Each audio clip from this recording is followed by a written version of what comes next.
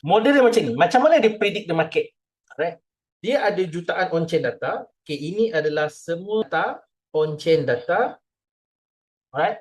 On-chain data lama 3 ke 6 bulan.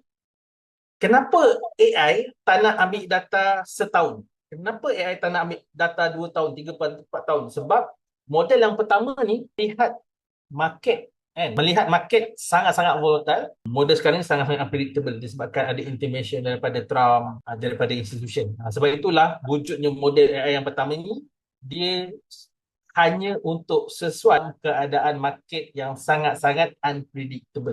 Alright? So, faham dulu macam mana cara AI ni berfungsi. Daripada data yang 3 ke 6 bulan saja, dia tak boleh ambil lebih. Kalau ambil lebih, dia akan jadi lain sebab Trump berubah. Institution berubah setiap 6 bulan. 6 bulan terus berubah cara. Setiap 6 bulan lain terus pattern.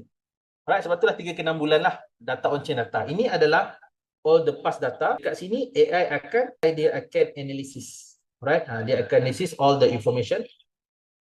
Alright, AI akan analysis semua information. Then selepas dia dah analysis semua information ni, akan buat market prediction ke arah mana? Direction. Dia akan tunjuk direction market ke arah mana. Right? Direction market ke arah mana. Okay, yang ni cikgu nak bawa sikit untuk bawa anda pada tutorial. Okay, lepas ni kita akan terus masuk tutorial sebab daripada AI model ni, alright, daripada AI model ni lah dia boleh berkait rapat dengan tutorial lah.